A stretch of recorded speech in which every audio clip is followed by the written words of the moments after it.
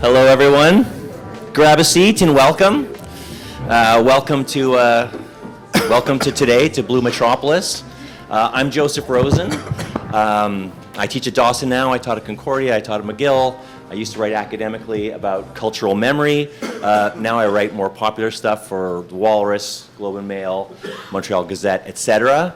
I'm here to introduce to you Simon Sebag Montefiore, in from the UK. He spoke yesterday as well. Here we're going to talk about his beautiful, epic, 700-page book on Jerusalem. But first off, as a quick introduction to those who don't know him, he's written quite a few books of history on Catherine the Great and Potemkin, on Stalin, on the Romanovs, on Jerusalem. He has a brand new book we discussed yesterday on the world, a history seen through the lens of the family. You've also, I think, presented at a bunch of BBC history documentaries. A couple of your books have been optioned for movies. Is that also true? Okay. He's won a bunch of prizes that I'm sorry I didn't write them down, and your books have been translated into 48 different languages. So, welcome to Montreal, Simon. Thank you. It's great. It's great to be here. Thank you. Thank you very much. Today we're going to talk about Jerusalem, obviously a loaded topic in the context of the present. But Simon's written a 3,000-year history. So I think this is kind of a great opportunity for us to think about the long history of the area and the role of history in the area. The book won a couple of awards. I'm sorry I didn't write them down.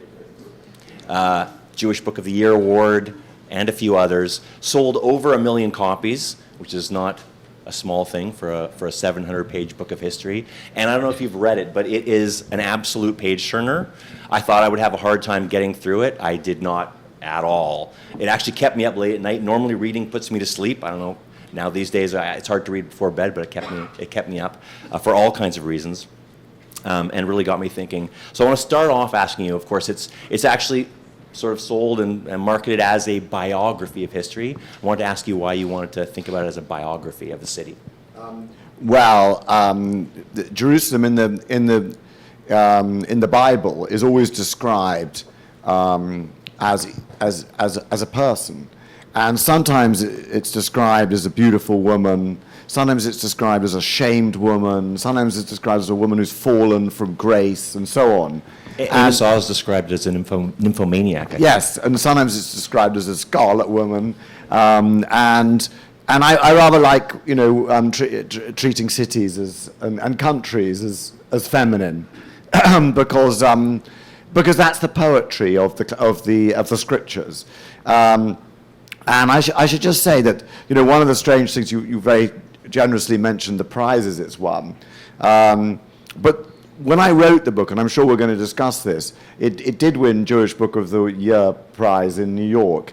But it's very consciously not just a Jewish history. It's really a celebration of the cosmopolitan diversity of Jerusalem in all the different nations and sects and religions that revere Jerusalem. And I myself am Jewish and have spent a lot of time in Jerusalem, but I especially didn't make it a Jewish history. And one of the other prize that it's won, which I'm kind of most proud of, is that it won the Wen Jian Book of the Year prize in China, and the reason why it sold, I think, over 2 million copies, but 1 million of them are in China, which I say not to boast about either my sales or my prizes, but just to maybe it's a nice place to start. Is like the strange thing about Jerusalem is one of the things I call it is the universal city, and even in China there is fascination with the holy city and the Holy Land, and the reason why it sold so many in China is because the Communist Party it chose it, gave it this prize, and this was part of the Communist Party's Belt and Road project, and to educate Communist Party cadres about the Middle East, the Silk Road, and so on. So that's just simply a mark of how even in the 21st century, Jerusalem has this kind of universal power. Universal appeal to the imagination in a way. And I actually sometimes wonder, so many people have been obsessed with Jerusalem for so many reasons, which we'll get into maybe a little later. I actually wonder if it actually is damaging to the city itself. Edward Said has this quote from After the Last Sky where he says, "Cover a map of Palestine with the legends, insignia, icons, and roots of the people who have lived there, and you'll have no space left for terrain." I wondered, is it possible there's too many stories of Jerusalem? Well, I think one of the tragedies of Jerusalem and the Holy Land itself is the history. And, that's a weird thing for a historian to say. But, of course, the history and the myths, I'd say the myths are as important as the history. The lies are as important as the facts and as powerful. And it's one of the tragedies that the people there can't live without the history, if you like. What's the most important lie about Jerusalem? Well, there are many lies about Jerusalem throughout its history, and there are many myths. Many of the shrines that all the different sects revere and pray in are often the result of other religions praying there, the Via Dolorosa itself may well be the wrong route that Jesus took, for example, dare I say it. One of the weird things about when you write about Jerusalem is you have to write about the myths as well as the history, and you have to respect religion itself. I mean, there's no point in writing a history of the Holy City if you're going to mock the myths of religions or the stories of religion, the narratives of religions. And so part of what I had to do when I was writing it was just to co-opt and accept all of the stories of all of the religions, the Muslims, the Jews, the Christians, and just in the book it always says, this is Muslims believe this, Jews believe this, Christians believe this. If you want to know, if you're a secular person and you want to know what we think really happened, this is what historians think happened. I mean, for example, if you're a Christian, you believe that Jesus rose on the third day. If you're a secular historian, whether of whatever origin, you may have a different analysis. In the book, as I was reading it through, because at the start you go for the first 1,000 years BCE, most of that came from the Bible. You don't seem to really differentiate between mythological sources and scientific sources. Was that not important for you? I do try and differentiate.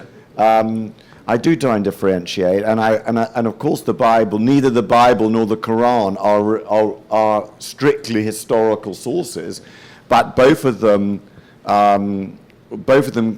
contain bits of history, as well as the incredibly complex and often incomprehensible the language of religious documents and religious traditions, which are incredibly hard to interpret and often are completely impenetrable. I mean, one of the things I think the book does so beautifully is actually use the language, the poetic language of the Bible and so many other sources as well to describe the city. And the writing is fantastic and poetic and evocative. And I want to come to the original scene you set in the sort of preface to the book.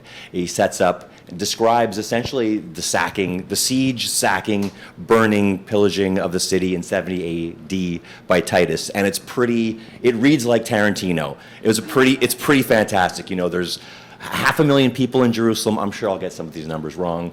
600,000 Roman legionnaires outside.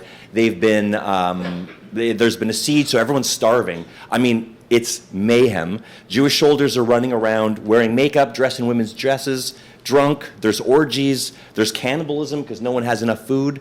It's an insane zoo in there. Eventually, it gets burnt to the ground. And when you see the sheer level of destruction, it's awe-taking, it's sobering, it's humbling, and to think about that being 2,000 years ago in the history of violence in that city. I wanted to ask you, in a way, what do you think the significance of that first destruction is, because one of the things you say in there is that one of the most important things that may have ever happened to Jerusalem was it being destroyed. Yes, I mean the destruction of a holy city is a sort of almost like a sort of blessing. It redoubles the sanctity of the city. The reason why I start with 70. I mean, I like to start my books with a sort of a dramatic moment that is also projects throughout the book, backwards and forwards. And so, if you just read this introduction, you get a feel for the issues of Jerusalem. So, the siege of 70 and the destruction of Jerusalem in 70 is a key moment in Jerusalem's history for all three of the Abrahamic religions. For the Jews, it really marks the end of one phase of Judaism, which is Temple Judaism. Judaism based around worship in the temple, on the Temple Mount in Jerusalem. This last version of the temple was built by Herod the Great, and was the most kind of majestic and magnificent of all the temples that existed, the Jewish temples that existed there. But its destruction meant that Judaism changed, and it moved from rituals that took place at the temple, sacrifices, prayers, and so on, and pilgrimages on high holy days like Passover, for example. As you know, that's what Jesus was doing there. For the Last Supper was, in fact, a Jewish Seder night. But that all ended. And, Judaism became what some people have called used a portable Jerusalem, which was the Torah and the stories about Jerusalem in the Bible, and no longer was based on the temple in Jerusalem. And similarly, for the Christians, during the siege, before then, the main sect of Christians had been worshipping in the temple as a Jewish sect. There was another sect of Christians, those led by Paul, that were talking to converting non-Jewish people. But the sect that was in Jerusalem left Jerusalem as the siege tightened. And that was really the key moment that finally the Christian sect separated from the mother religion or the original religion, and separated completely. Because there's nothing to make you want to separate from a religion like its total defeat and liquidation, which is what was happening in 70. And for Islam, the destruction of the Jewish religion, the fall of Judea, the end of the temple, really marked a sign that the first revelation had God's blessing withdrawn from it, and therefore that was an argument in favor of Islam as the third and final revelation of divine revelation. Of course, Christianity came next. And so that's why that moment, it's also just an astonishing moment. You have this fortress city. Jerusalem is a bizarre place because originally there was no reason why there's no strategic reason Jerusalem should be of any significance. Jerusalem was one of many sort of slightly mountainous strongholds with a spring. And of course, local religions prayed there on the heights, but there was no reason for it to become the universal city. But a concatenation of circumstances led to that.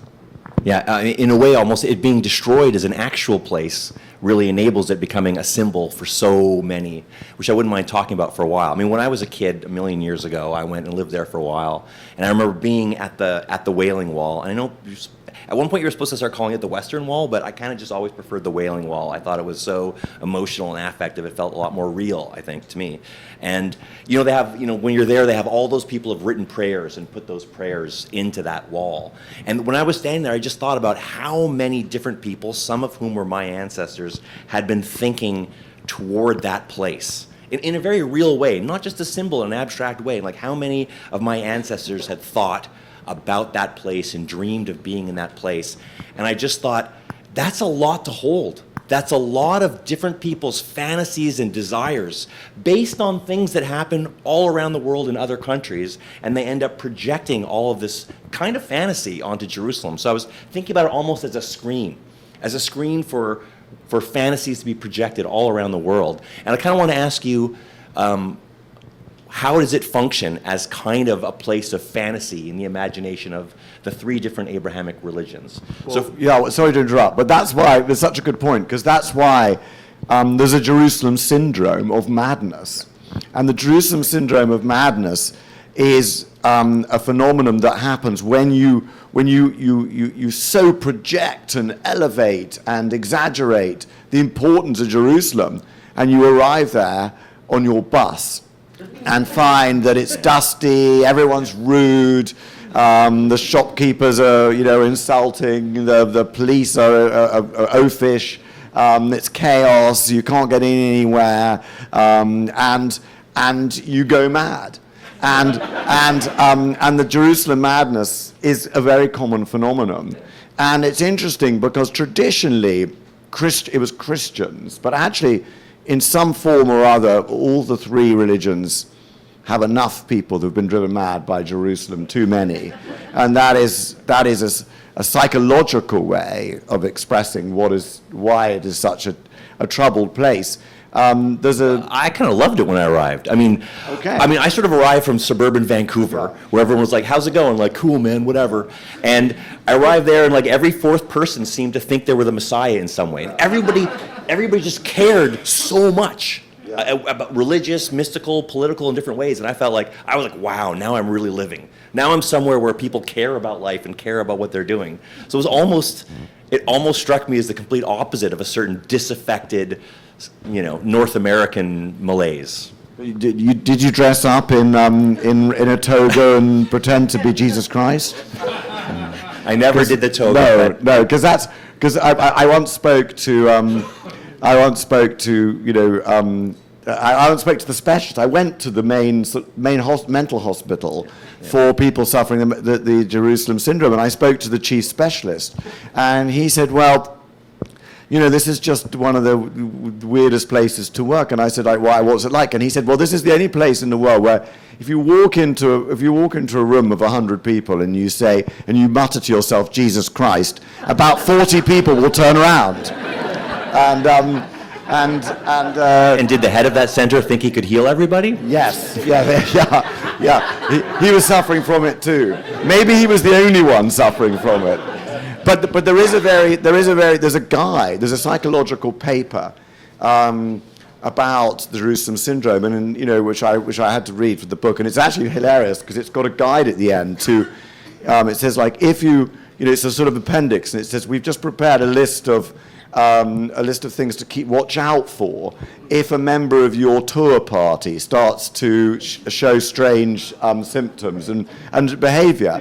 And the thing is, like, first of all, if they start to, some of them are obvious and some of them less so. Like, first of all, if they start to appear start using white bed sheets in the hotel to put together robe-like costumes.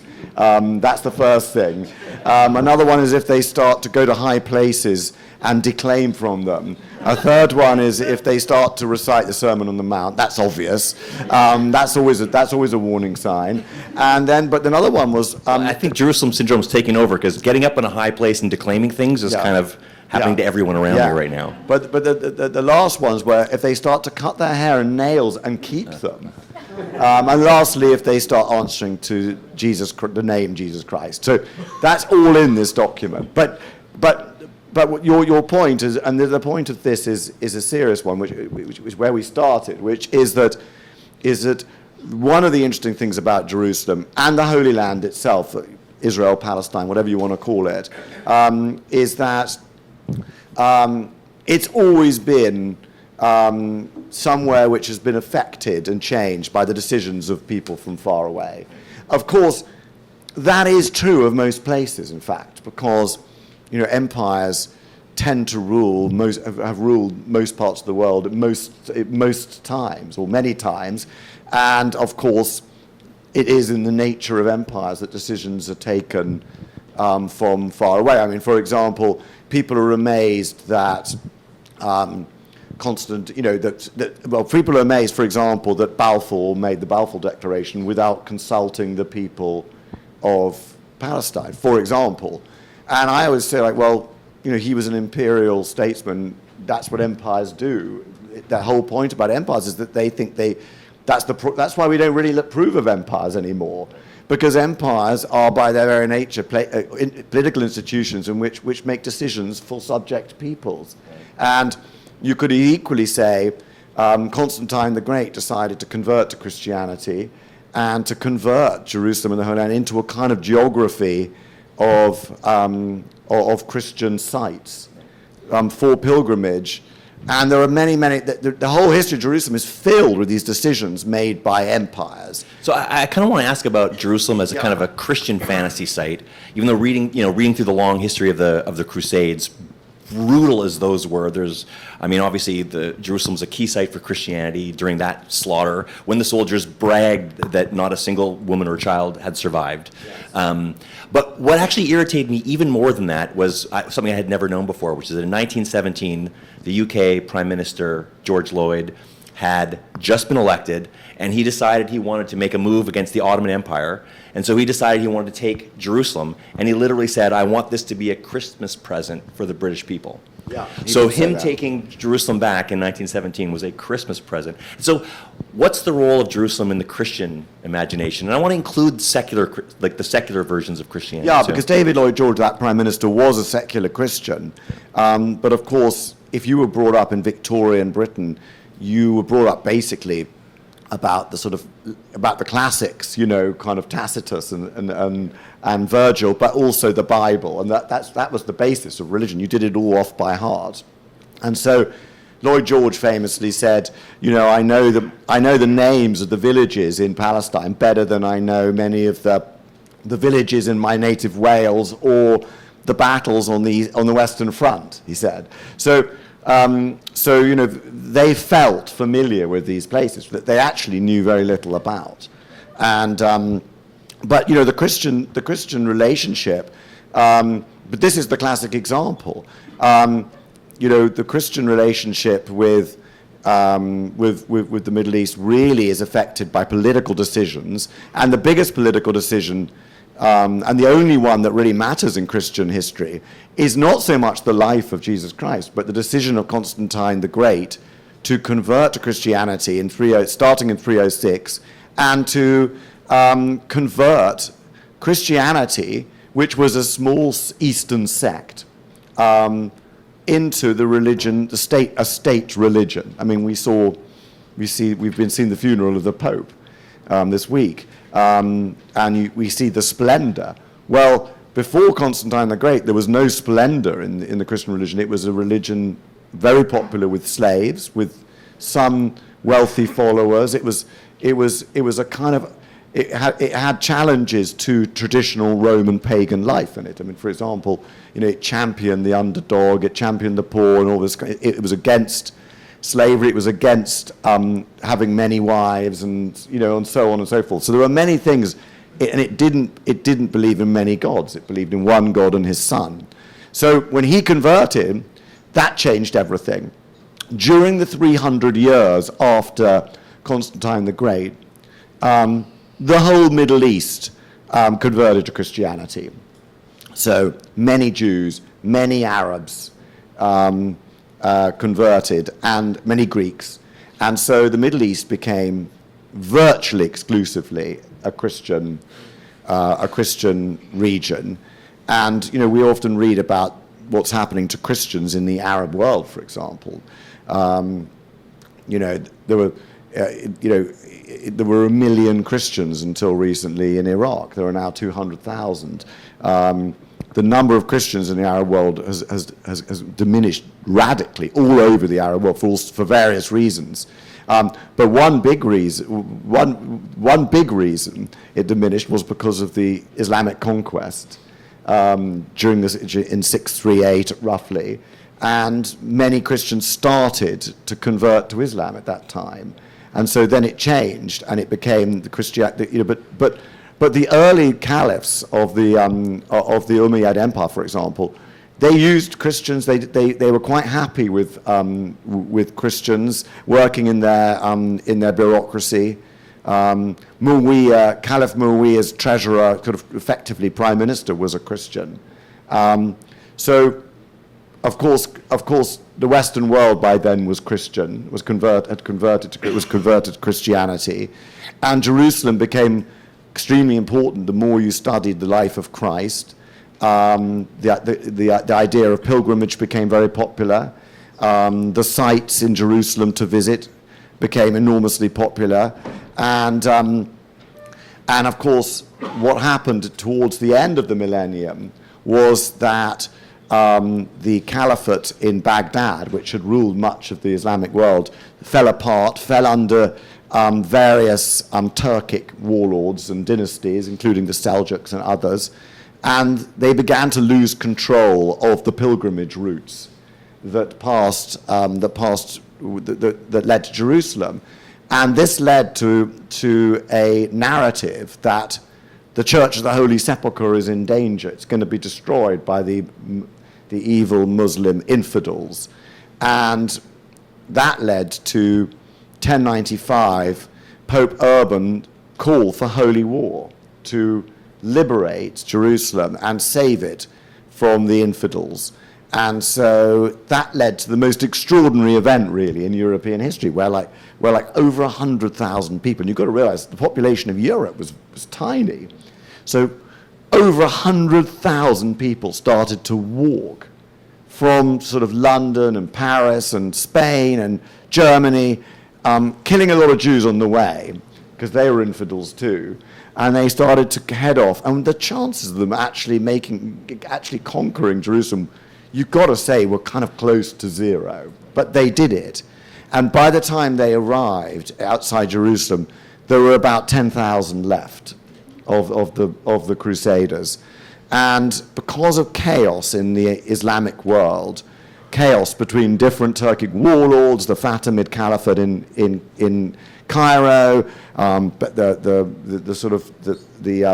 other caliphate in the Abbasid Caliphate in Baghdad, and multitudinous kind of local potentates all fighting each other, this tiny army managed to storm Jerusalem. And inside Jerusalem, at that moment, it was back under the control of the Fatimid Caliphate in Cairo.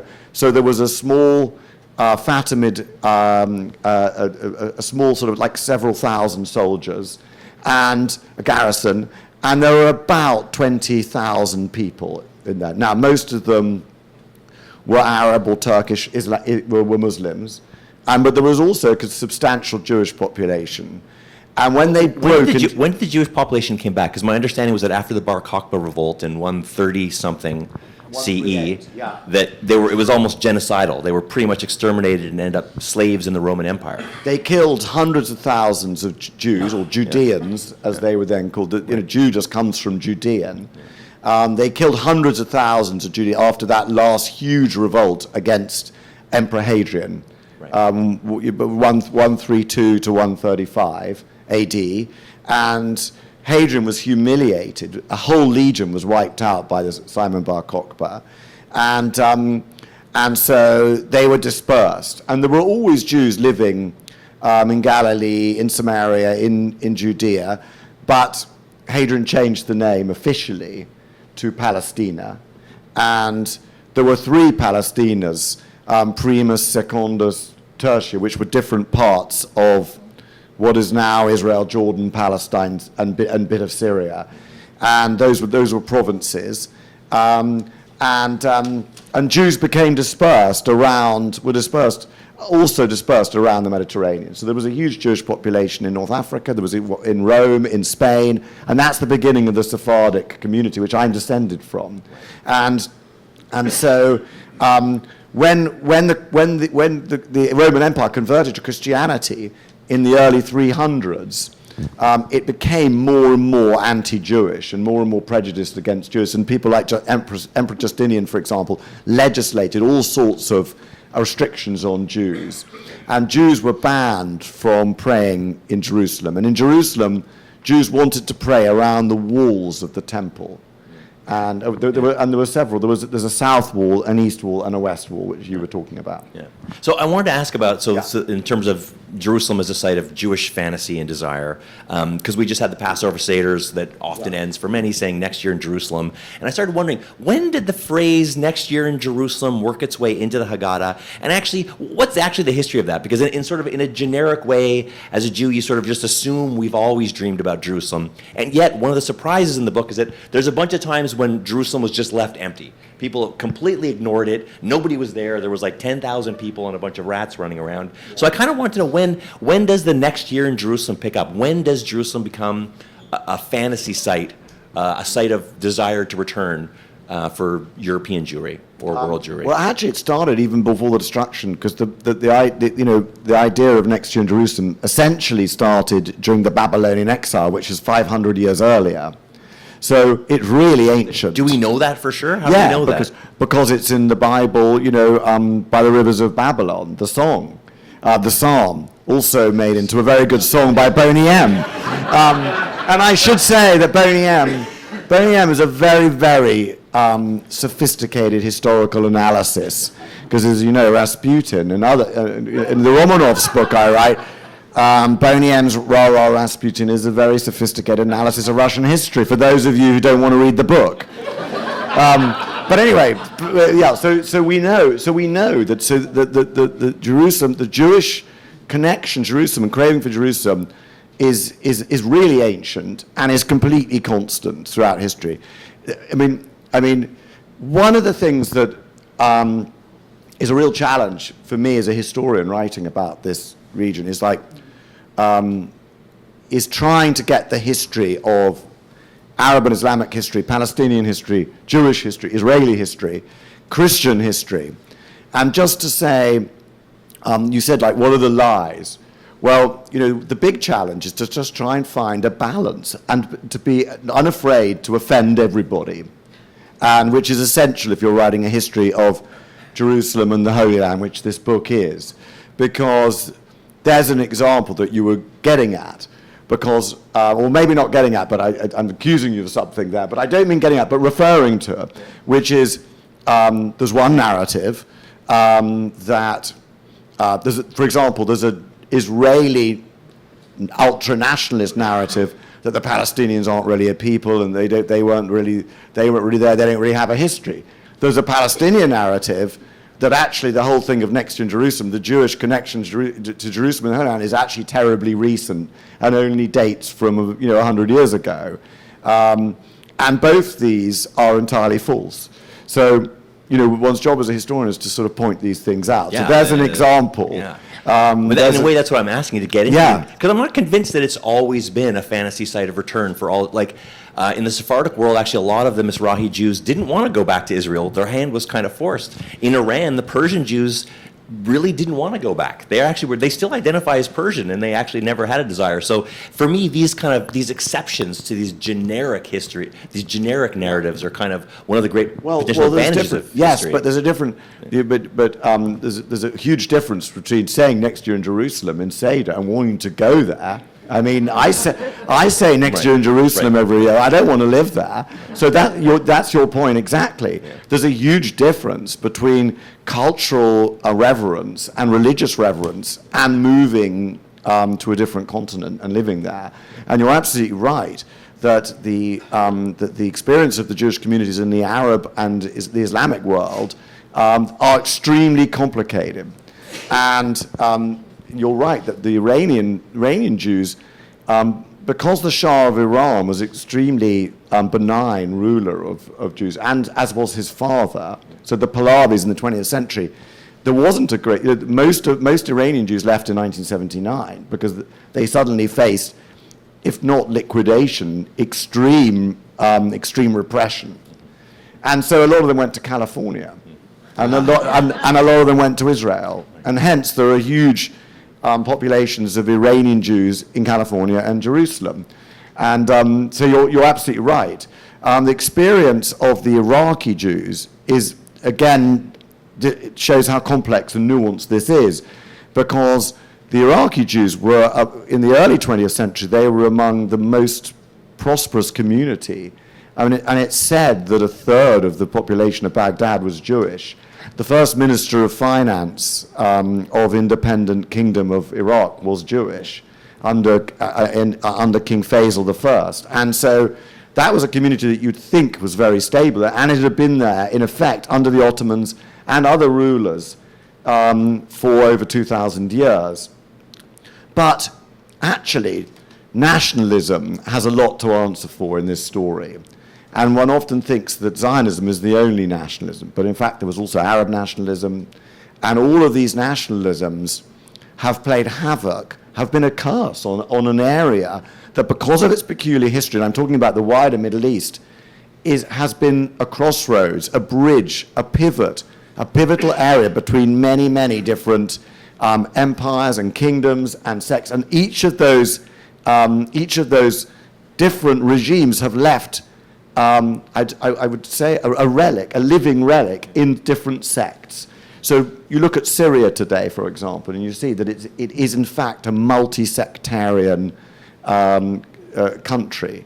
I mean, Sunnis are the majority, but in fact it has many other sects, the Alawites who are dominant, and so on and so forth. So nationalism has played havoc with that. Well, this is, I mean, a lot of the great details that I enjoyed in your book were like, so King Herod, who built the Second Temple, turns out his mom was Arab and his father was a fairly recent convert. Yes. When Muhammad's armies took back Jerusalem in 600-ish, Jews and Christians rode with the invading army. Yes. When you actually get into the history, the details are always dirtier and messier and more complicated. They don't follow along the lines of identity or nationality. And I kind of wanted to ask you, like, what are the ways in which you think messy history can help us today? Well, it's just one has to be able to bear in history. One has to be able to bear more than one thought in one's head at the same time, and that's what I was talking about when I said, trying to get a balance. When writing this history of Jerusalem, I can tell you, ladies and gentlemen, it was a total nightmare. Everybody basically kind of menaced me. My Arab friends said, you've got to tell the truth about, the Jewish massacres of Deir Yassin, otherwise we won't even speak to you. My father said, you can't deny the existence of King David, or you'll never be welcome in this house again. Everybody kind of threatened me to say the worst family savior of all time. Yeah, everybody kind of had a thing, and of course that was the challenge. And there's a great story. Sir Ronald Stores was the first governor of David Lloyd George's governor when the British took Jerusalem in December 1917, the Christmas present that you referred to. And in his first 2 years running Jerusalem as governor, he said he was pretty popular with all the groups, all the sects, but pretty quickly he fell out with the Jews and the Muslims and the Christians, and so he went to London to see the Prime Minister Lloyd George, and he said, "Prime Minister, I've got to resign." And so Lloyd George said, "Why?" And he said, "Well, the Jews hate me, the Muslims hate me, the Christians hate me, and I've only been there for about 18 months. And Lloyd George, as quick as a flash, said, "Well, if any of them stop hating you, you'll be sacked instantly. But as long as they all do, you're doing the right thing." And so I had that letter, I had that quote next to me when I was writing the book. I wanted to ask you about that, every single detail about this is politicized so intensely. Yeah. And what was your method for sidestepping that? There's no method. It's just simply just saying, you're just going to put stuff in that is unpopular with is basically unpopular with everybody. And so you just want to make sure you're hated by the right people, or everyone, in fact. And that's the great challenge, of writing about this incredibly kind of dangerous area where people die for history and faith, and when history is joined to religion, it becomes almost impossible to negotiate it. But just trying to get it as right as you can. One of the things I did was, I just took immense trouble talking to everybody. I talked to all the Christian religion, all the Christian sects as well, the Georgians, the Armenians, the Copts, the Catholics and so on, the Orthodox, many of whom are in fact Arab, though they're always called, in the old memoirs in the 19th century, they were always called Greeks, but they are in fact were Arab Christians. And then with the Palestinian families, much of the history of the last sort of 400 years is really dominated by about a cousinhood of about 6 families: the Husseinis, the Nusaybers, and other families, some of them very famous, then Nashashibis and all these people. And I just went and saw each family and found someone who could tell me their family history, and they always showed me their houses, and so I wanted to make sure that all of that history was in the book.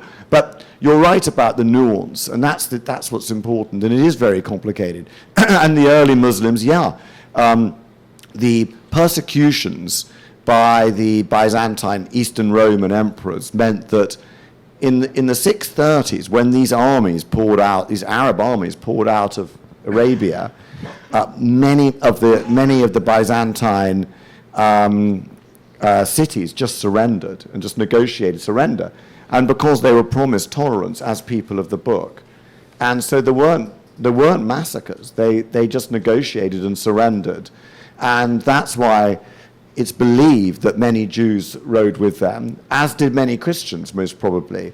And it was later that it was only later that they were expected to convert to Christianity, to Islam. And what you say about Herod the Great is fascinating. We think of Herod the Great as the monster of the Bible. It's and you said, what's a classic lie? Well, it's most likely that the massacre of the innocents never happened, for a start. And also in the Bible, they keep meeting King Herod. But if you look at it carefully, these King Herods are often 50 years apart. And that's because there are actually 5 generations of Herods. And they're all called Herod. But Herod the Great, can I just say, have we got time just to say something about Herod the Great? Or are we about to run out? I want to get back to Boney M for a second. Okay. The thing about that Boney M song, which is also pretty big in reggae as well, comes from Psalm 137, and then no one ever talks about the last couple lines. Starts off by the rivers of Babylon, where we sat down and we wept because we forgot and everything, because this is the exile. And then it goes on to say, Jerusalem, if I forget thee, let my right hand lose its skill or wither, depending on the translation. But it ends saying, fair Babylon, you predator. So now I'm going to talk about the exile. And it says, praiseworthy is he who seizes your babies and dashes them on the rocks. So I kind of want to invoke this because we are at the end of a year where actually a fair amount of babies have died, both in the events of October 7th and in the ensuing catastrophe and onslaught in Gaza. Yes. So dead babies are on my mind a little bit, and I thought we should bring it up. And I want to ask you, what do you think is the role of history in perpetuating the conflict? I think that is the great problem of this region, is where history combined with religion and ultra-nationalism has been a disaster for the people of the region, of the Holy Land, and we see that now. And it's a heartbreaking thing. It's a heartbreaking... The religion, you said? Well, the combination of these, the rigidity, the fanaticism, obviously a disaster. And the role of history is just to get closer to a tolerance, to tolerance. I mean, one of the things that really inspired me to write the book, when I wrote this book, I've updated it to October 7th, in fact, in the new edition. But when I wrote it originally, we weren't in such a hopeless time. And when I started to write it, it was the time of the negotiations between Mahmoud Abbas and Olmert, starting at the Wye River at Annapolis. And the deal they were discussing then was, in fact, an extremely reasonable deal of a sort of two-state solution. And later, there were some revelations called the Palestine Papers that leaked, and they revealed some of the secrets of the negotiations. And one of the Palestinian negotiators was called Saab Arakat, who was a wonderful, very sophisticated. He was from Jericho, I think, and he was a very sophisticated negotiator who really understood that compromises had to be made by both sides. And in these negotiations in secret, the Palestine Papers revealed that he'd said something to the Israelis, like in the negotiations, he said, look, you have the biggest Yerushalayim. That's the Hebrew for Jerusalem that you've ever had in history. But you have to recognize Al-Quds, which is one of the Arab names. There's a saying that holy places have many names, and Jerusalem has over 70 different names. So he said, but you've got your Yerushalayim, you've got to recognize Al-Quds. And there was a huge backlash against Erekat, and he was forced to resign his position as Minister for Negotiations in the Palestinian Authority. But I think it was the most admirable thing he said, and really that's the reason why I wrote this book and why I've written this book and why I'm updated it, just because the only way peace can ever happen is with mutual recognition of the narratives and the tragedies that have happened. I mean, October 7th is a tragedy, but so is the ghastly war in Gaza, and so is the Nakba, and so is much of the terrible things that have happened in the history of this region. And it's impossible to make peace unless everybody recognizes the narrative. And that goes right way back to recognizing that there was a Jewish temple in Jerusalem, and there are now Muslim shrines on the Temple Mount, and the respect. And that's what Erekat was trying to get at. And that's the only way peace will ever work. And we historians can just play, I hope, a small role in that. It's interesting about the mutual recognition of narratives. I mean, I read an article once I thought a lot about it ever since. It was by an architect from California who went, and this is even 15 years ago, and he went to the occupied territories. And his whole idea was what's required to build a contiguous, economically viable state in Palestine. And he said everywhere he went, as soon as he started talking about history with people, he knew he wasn't going to get anywhere. As soon as history came up, he said, there's no way we're going to be able to have this conversation about how to build the contiguous state. And it's interesting. I've thought about that a lot in the past, along the lines of, Marx's idea that we should let the dead bury the dead. So I've wondered really about whether or not what the role of forgetting is, but the role of forgetting has become nearly impossible now. Because I don't really see religion, I don't really blame religion. I think it's a little easy to blame religion, but I feel quite convinced that if we had never invented religion, we would still be slaughtering each other.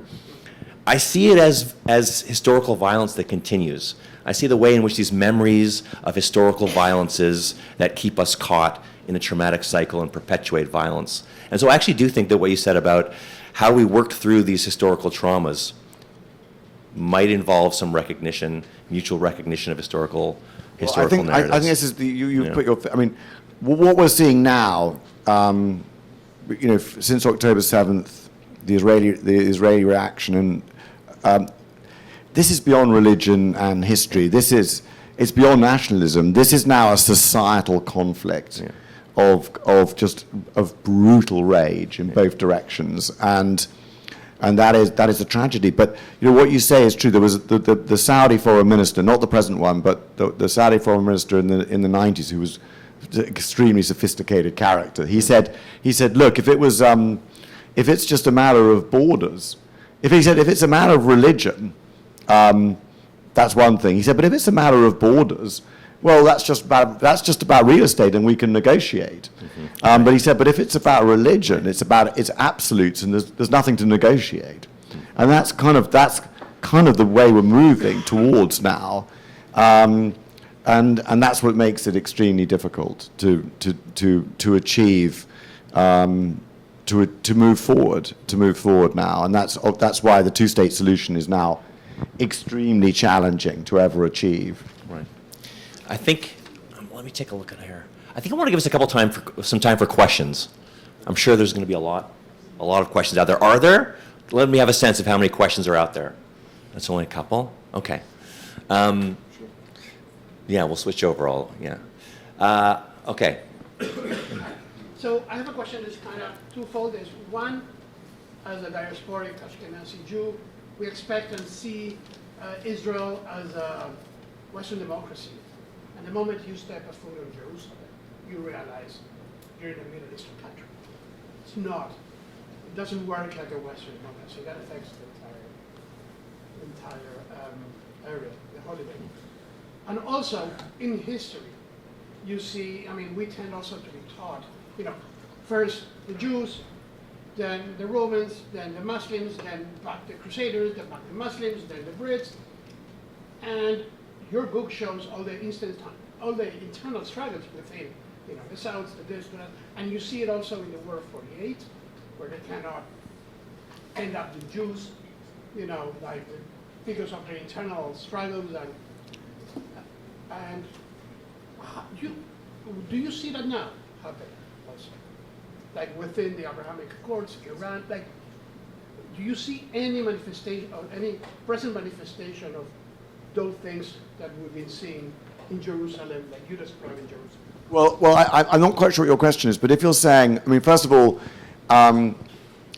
everything is complicated. I mean, yes, Israel is a functioning democracy for the people who live within the state of the official borders of Israel, but not for the people who are living in the West Bank, for example. Which and even within Israel, the Israeli democracy is under great strain, and the reason it's under great strain is because Israel is a country without firm borders. And that is an extremely destabilizing situation for any country to be in.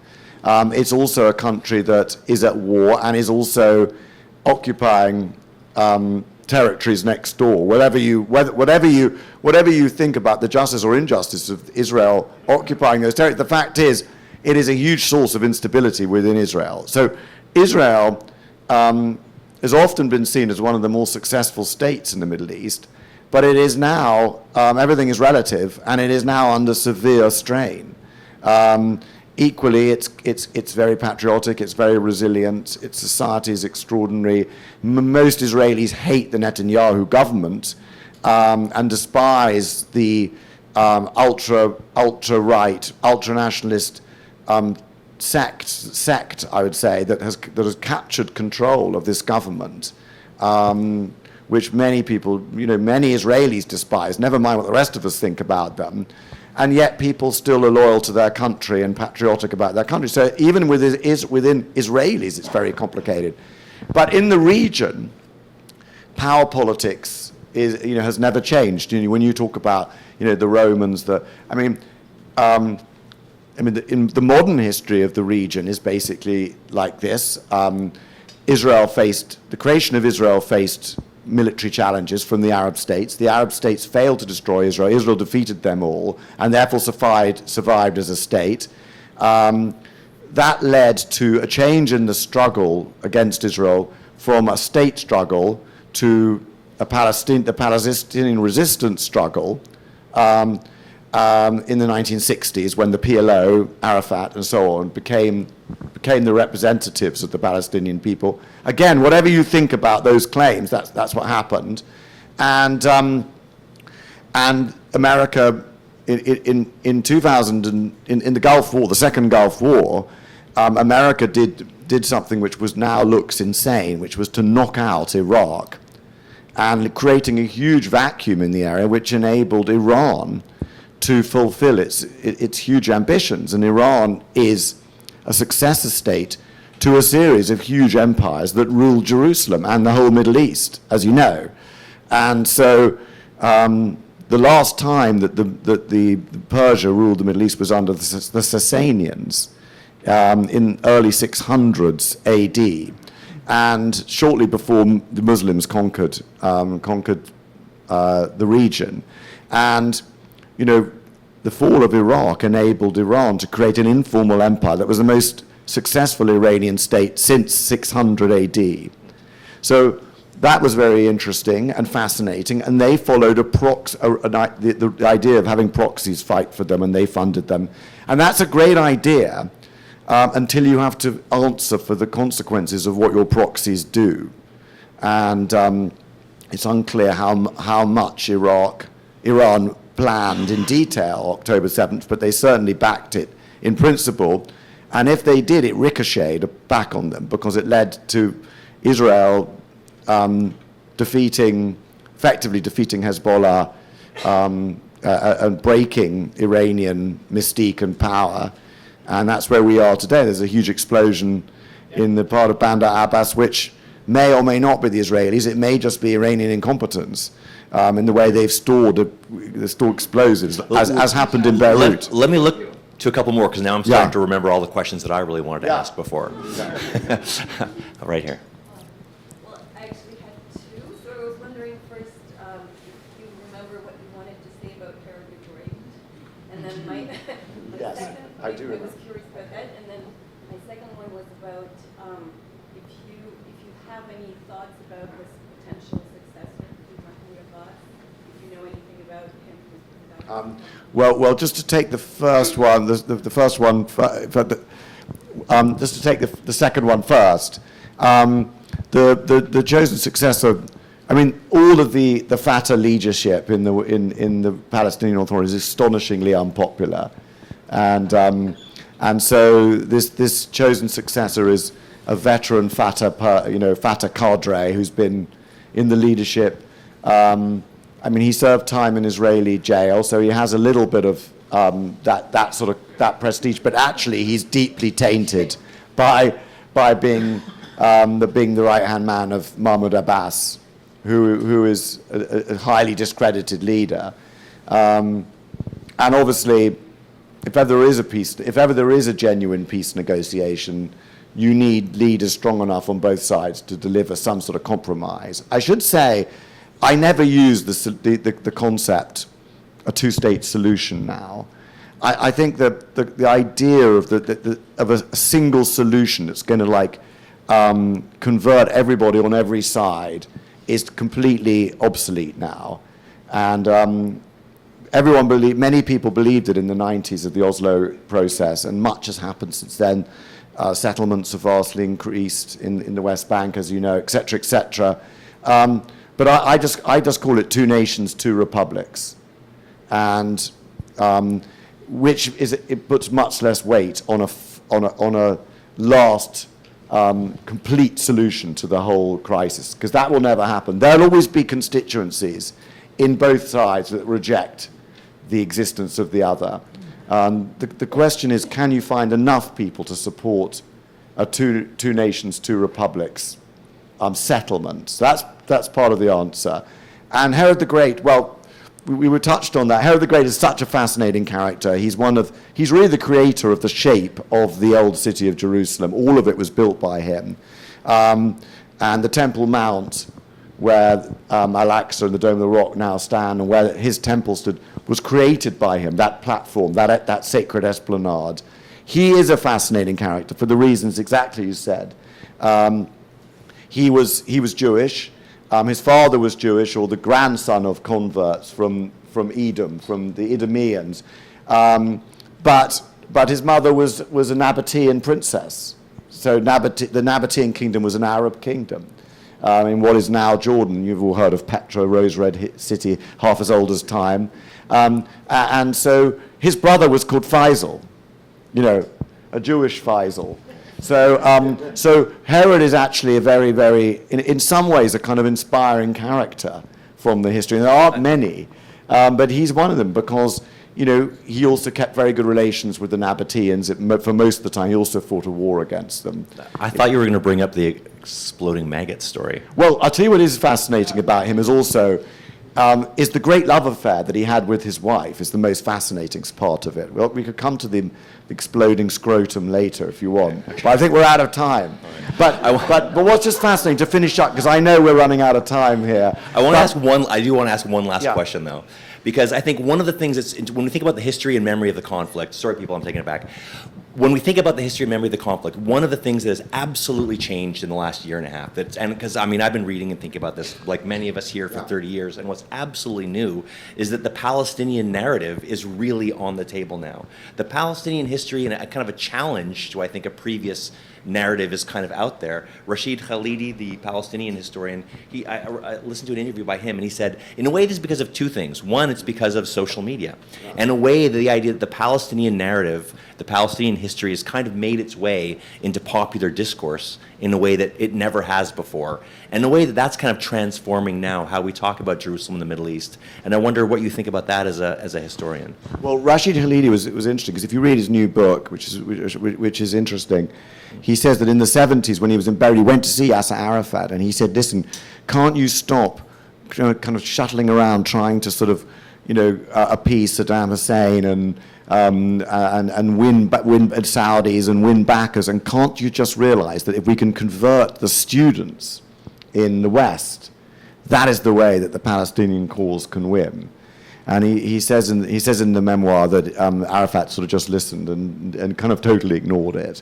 But that is what has happened, is that narrative has been taken up and amplified on the social media. So you're right that, and the interesting thing about it is that, again, it's mostly totally ahistorical. So much of what appears on social media is either sort of the ultra-Zionist narrative or the ultra-decolonizing anti-Israel narrative, and both those are sort of completely ahistorical. And if you look at most of the anti-Israel supposed history, much of it is completely wrong. I mean, you'll see often, for example, that the first Zionists who arrived immediately started trying to create a state, and there was a Palestinian state there before, but they wiped it out, and there hasn't been a Palestinian state. I personally think there should be a Palestinian Republic, and it should be shared beside Israel in peace, in tolerance, with two countries. And I really believe that, and I still believe it's possible. But these things will never be achieved but on lies. And actually, James Baldwin, the great American writer, said that. He said, history is all important, but it's got to be the right history. It's got to be, if you're going to talk history, it's got to be real history. And so both sides need to look at the other. And that's why books like mine are useful. We need more people reading 700-page histories of the region, and you can buy it upstairs, I believe. One of them, at least, is for sale, along with Simon's other books. Oh yeah, I'll sign copies of my book if anyone would like one. And I just want to, upstairs in the bookshop, and I just wanted to say I've had 2 conversations with you, both of them delightful. Thank you so much for having me. Thank you. Thank you. A real pleasure. Thanks so much. Thanks to all the audience as well. And I think I should thank the sponsors too. It's on my, yes. The Azrieli Foundation, the Cowell Foundation, the Canadian Jewish News, and the Mitzi and Mel Dobrin Family Foundation. And thanks, of course, to you for coming here. Great conversation. Take care, folks. Yeah. Oh, yeah.